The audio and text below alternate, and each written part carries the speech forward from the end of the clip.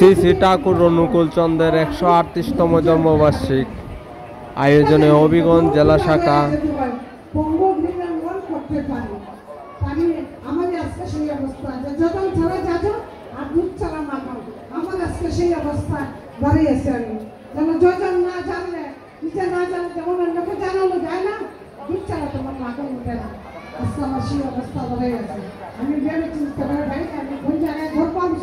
আপনি জায়গায় শেষ করবো, কিন্তু ছোট্টভাবে উল্লেখ করার চেষ্টা করবো একজন মায়ের আদর্শ সন্তান ঠাকুরকে ধরে আদর্শ সন্তান পেয়ে আদর্শ পরিবার গঠন করেছে।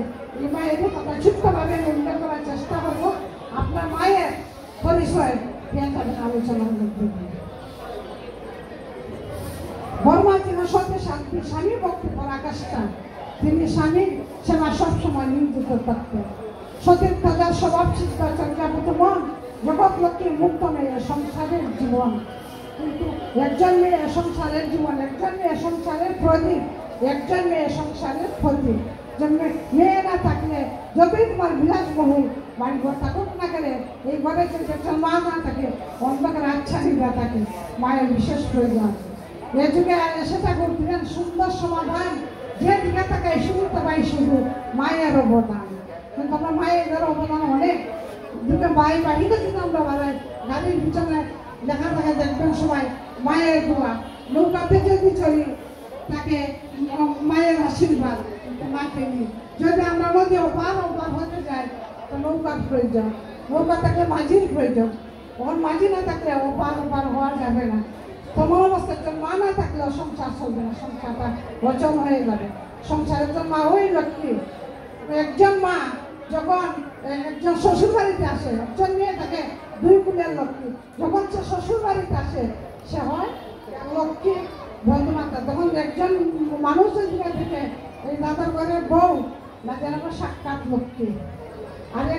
আরেকজন দাদার ঘরে যদি একজন মেয়ে দেখে এই মেয়ে ঠাকুর যেন লক্ষ্মী মানতে নেই।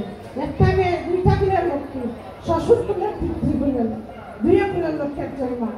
মায়েরই আদর্শ সবকিছু, মায়েরই মা হলে সবকিছু মেপে দেওয়া সবাই। কিন্তু মায়ের আদর্শে আমরা যা কিছু এই পৃথিবীতে দেখছি, যত মহাপুরুষ পৃথিবীতে জন্মগ্রহণ করেছে মাকে কেন্দ্র করে পৃথিবীতে এসেছে। যখন একজন মা ভ্রূণ অবস্থা থেকে যখন মা কনসেপ্ট হয় তখন তিনি মা বা এই শিশুরা জন্মগ্রহণ করে মা বাবার সবকিছু নিয়ে সে পৃথিবীতে আসে। মা বাবার চলা চরিত্র বাক ব্যবহার সবকিছু নিয়ে সে পৃথিবীতে আসে। যখন সে একটু একটু করে বেড়ে উঠে সে পরিবারকে অবলম্বন করে সে বেড়ে উঠে। পরিবারের দাদু ঠাকুরমা মা বাবা ওরা কেমন করে চলা ব্যবহার ওদের মধ্যে শিক্ষা দিয়ে সে শিক্ষিত হয়ে ওঠে।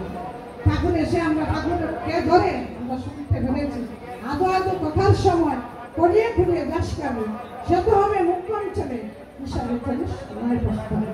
কিন্তু শেষে বস্তার কাজ হবে না, হিসাবে আমাদের আগে চলতে হবে। আর রামকৃষ্ণদেব বলেছিলেন যে চারা গাছকে ঘোরা দিয়ে রাখতে হবে। চারা গাছ ছাড়া